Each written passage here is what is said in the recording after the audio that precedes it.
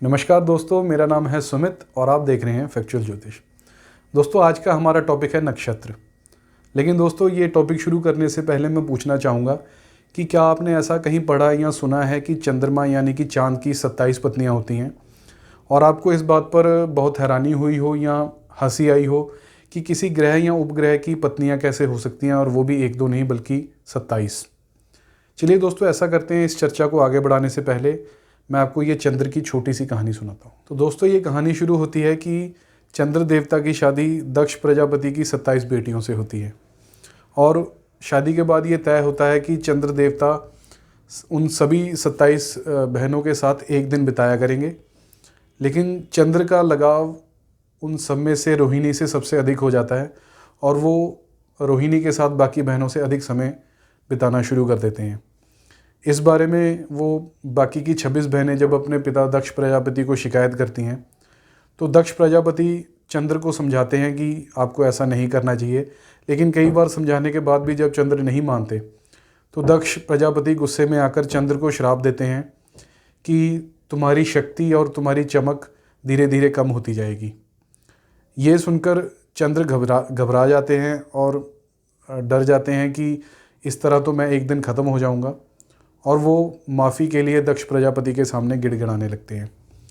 लेकिन दक्ष प्रजापति उनसे कहते हैं कि ये श्राप अब मैं बदल नहीं सकता या काट नहीं सकता।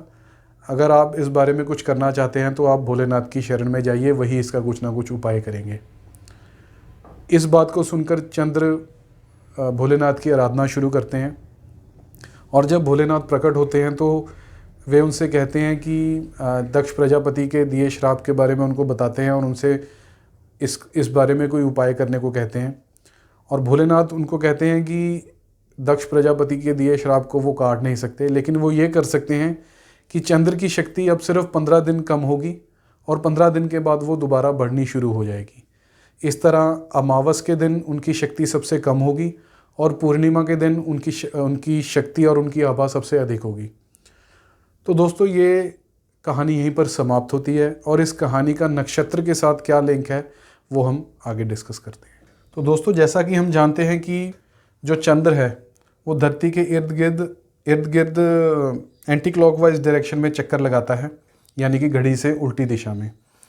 तो जो हमारे पुराने अंतरिक्ष वैज्ञानिक थे उन्होंने किसी खास समय में चंद्र की स्थिति नापने के लिए एक सिस्टम बनाया था जिसे हम कहते हैं नक्षत्र। तो नक्षत्र कुछ और नहीं है दोस्तों, ये कुछ तारों के समूह हैं या ग्रुप हैं जो किसी खास शेप या किसी खास डिज़ाइन में अंतरिक्ष में मौजूद होते हैं। तो ये सिर्फ जो चंद्र की स्थिति या उसकी चाल नापने के लिए एक सिस्टम बनाया गया था। तो ये जो चंद्र है वो दोस्तों तकरीबन 27 दिन 7 घंटे और 43 मिनट में धरती का एक चक्कर लगाता है। तो तकरीबन जो हमारे जो नक्षत्र हैं वो 27 डिफ़ाइन किए गए हैं, 27 नक्षत्र हैं। तो तकरीबन एक नक्षत्र में वो तकरीबन एक दिन गुजारता है। तो ये जो सिस्टम है वो तारों के समूह हैं, जो ये नक्षत्र हैं, एक नक्षत्र में तकरीबन एक दिन चंद्र गुजारता है। तो ऐसे 27 नक्षत्र हैं, उनको नाम दिए गए हैं। जैसे एक नंबर पे अश्विनी है, दूसरे पे भरणी है, ऐसे 27 नक्षत्र हैं। और दोस्तों, हर नक्षत्र का जो एरिया बनता है, यहाँ एंगल कह लीजिए धरती से, वो 13 डिग्री 20 मिनट का है। तो दोस्तों, जैसा कि आप जानते होंगे कि जो एंगुलर डिस्टेंस है वो हम डिग्रीज़ में नापते हैं और उसकी जो डिग्री की स्मॉलर यूनिट है वो 20 मिनट है। एक डिग्री में तकरीबन 60 में तकरीबन तो नहीं 60 मिनट ही होते हैं और आगे ये सेकंड्स तक जाती है। तो एक नक्षत्र का जो एरिया है, एक नक्षत्र से दूसरे का जो एंगुलर डिस्टेंस है वो 13 डिग्री 20 मिनट का बनता है। ऐसे ही ये 27 नक्षत्र हैं। एक तो ये पार्ट है दोस्तों, और दूसरा पार्ट है कि चंद्र जो है धरती का एक चक्कर तो लगा रहा है 27 दिन 7 घंटे और 43 मिनट में, लेकिन जो चंद्र का पूर्णमासी से लेकर अमावस तक का जो समय होता है वो तकरीबन 15 दिन का होता है। तो 15 दिन में, ऑलमोस्ट 15 दिन में पूर्णिमा से लेकर अमावस तक का जो चांद का डिफरेंस होता है टाइम का। तो यानी पूर्णिमा से पूर्णिमा या अमावस से अमावस 29 या 29.5 दिन में चंद्र का जो फेज़ होता है वो ऐसे होता है 29.5 दिन। इसी से दोस्तों जो हमारा जो मंथ्स बने थे पुराने टाइम में, महीने बने थे, तो इसी कैलकुलेशन से बने थे। वो पूरनमाशी से पूरनमाशी या अमावस से अमावस जो 29.5 दिन बनते थे, तो इसको राउंड फिगर बना के 30 दिन बनाया गया था। इसी से महीनों की शुरुआत हुई थी। पूरनमाशी का मतलब वैसे भी जो मास वर्ड है, महीना जिसको हम बोलते हैं, वो पूरनमाशी से है। जब चंद्रमा यानी कि उसको मास भी बोलते होंगे, तो वो पूरा होता है, वहाँ से पूरनमाशी आया है। और अमावस में भी किसी ना किसी तरीके से माँ वर्ड आ रहा है, तो हो सकता है पुराने टाइम में वो चंद्रमा के ही रूप से बना हो। तो ये जो 30 दिन का डिफरेंस बनता है एक अमावस से अमावस तक का, या एक पूर्णिमा से पूर्णिमा का, इससे दोस्तों एक महीना बनता था पुराने समय में। और जो 15 दिन का डिफरेंस है पूर्णिमा से अमावस या अमावस से पूर्णिमा, ये 15 दिन का डिफरेंस बनता है। तो दोस्तों आज के टाइम पर तो ये बहुत आसान चीज़ें लगती हैं कि किसको नहीं मालूम कि महीना 30 दिन का होता है, या गूगल से आप देखें तो बहुत आसान है देखना कि पूर्णिमा से लेकर अमावस तक 15 दिन बनते हैं, या कितना भी टाइम बनता है। या जो मून है, वो चंद्रमा है, वो कितनी देर में धरती का एक चक्कर लगा रहा है।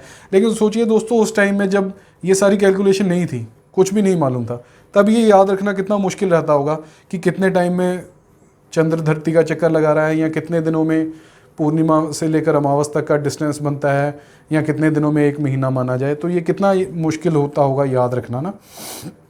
तो ये सब चीज़ें याद रखने के लिए दोस्तों जो कहानी मैंने आपको सुनाई है, अब उस कहानी पे चलते हैं। वो कहानी बनाई गई थी इन सबको याद रखने के लिए। नहीं तो अगर आप दोस्तों आज के टाइम में सोचिए, मान लीजिए ये सब कुछ भी ना हो, और हमको आकाश में देखकर सोचना पड़े कि ये महीने का कौन सा दिन है, या चंद्रमा किस स्थिति में है। चंद्रमा की स्थिति भी वैसे तो महीना नापने के लिए ही थी, तो अगर हमको सोचना पड़े कुछ भी मौजूद ना हो तो कितना मुश्किल है। तो ये सब चीज़ें याद रखने के लिए वो कहानी बनाई गई थी। उस कहानी पे चलते हैं, इसमें कैसे फिट होती है वो। तो दोस्तों, चंद्रमा की 27 बीवियाँ या 27 पत्नियाँ, जैसे कि आप अब तक समझ गए होंगे, ये 27 नक्षत्र हैं। हर पत्नी के पास उसने एक दिन रहना होता है।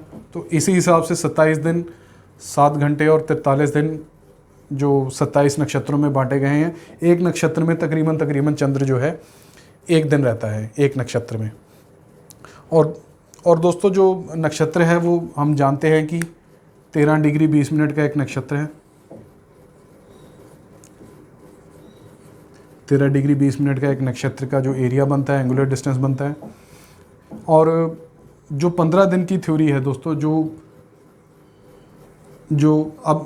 ये पत्नियों वाली बात होगी, अब ये श्राप वाली बात है 15 दिन वाली। तो ये दोस्तों याद रखने के लिए ही स्टोरी बनाई गई थी कि 15 दिन जो है वो चंद्र कम होता जाता है। पूर्णिमा से लेकर अमावस तक 15 दिन, मोटी मोटी जो इसकी कैलकुलेशन है, 15 दिन वो कम होता जाता है, और अगले 15 दिन वो बढ़ता जाता है। तो श्राप का जो वो हिस्सा था कि 15 दिन घटेगा बढ़ेगा, वो ये सिस्टम था दोस्तों, कि एक दिन तो वो अपनी पूरी लाइट पे होगा या पूरी शक्ति पे होगा, और एक दिन जो है वो उसकी लाइट सबसे कम होगी। तो ये वो सिस्टम है दोस्तों जो उस कहानी में फिट बैठता है। एक चीज़ दोस्तों रह गई है कि उस 27 पत्नियों में सबसे ज़्यादा प्यार उसका रोहिणी के साथ था। जो चंद्र का सबसे ज़्यादा लगाव था वो रोहिणी के साथ था। वो क्या चीज़ है दोस्तों? जो रोहिणी नक्षत्र है दोस्तों, ये वृष राशि में 10 डिग्री से लेकर 23 डिग्री और 20 मिनट कवर करती है। तो दोस्तों, जैसे कि अब आप जानते हैं कि एक राशि, जैसा कि मैंने पिछले वीडियो में बताया है, एक राशि 30 डिग्री का एंगल होता है, 30 डिग्री का एरिया। उसमें जो बिल्कुल सेंटर का एरिया है दोस्तों, वो रोहिणी नक्षत्र ने कवर किया हुआ है वृष राशि में। तो दोस्तों, जो चंद्र है वो वृष राशि में उच्च का होता है, यहाँ सबसे अच्छे रिजल्ट देता है। तो दोस्तों, ये उच्च का होना या अच्छे रिजल्ट कैसे देता है, ये चीज़ें हम आगे के वीडियो में डिस्कस करेंगे। अभी सिर्फ ये जानना ज़रूरी है कि वृष राशि के बिल्कुल सेंटर में है रोहिणी नक्षत्र, और उस नक्षत्र में जो चंद्र है वो उच्च का होता है या अच्छे रिजल्ट देता है। इसलिए इन 27 पत्नियों में ये वाली पत्नी के साथ चंद्र का सबसे अधिक प्रेम, ये सिर्फ एक याद दिलाने के लिए है कि इसमें चंद्र जो है वो उच्च का होता है। दोस्तों, आगे थोड़ा सा मैं इस वीडियो को आगे ले जाना चाहूँगा।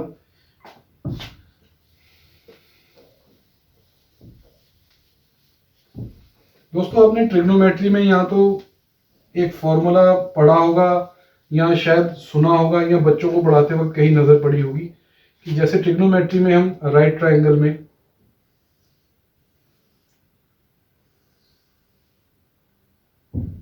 परपेंडिकुलर बेस हाइपोटेन्यूज, इसमें एक फॉर्मूला होता है कि साइन इज इक्वल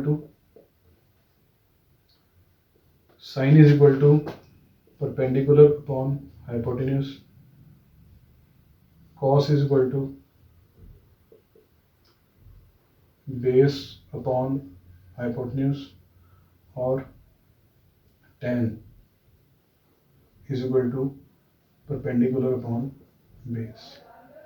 तो दोस्तों इसको याद करने के लिए, इस फॉर्मूले को याद करने के लिए एक लाइन बोल लीजिए, एक स्टोरी बोल लीजिए बनाई जाती है जिसको बोलते हैं पंडित बद्री प्रसाद हर हर बोले सोना चांदी तोले। ये दोस्तों स्टोरी सिखाई जाती है इस फॉर्मूले को याद करने के लिए।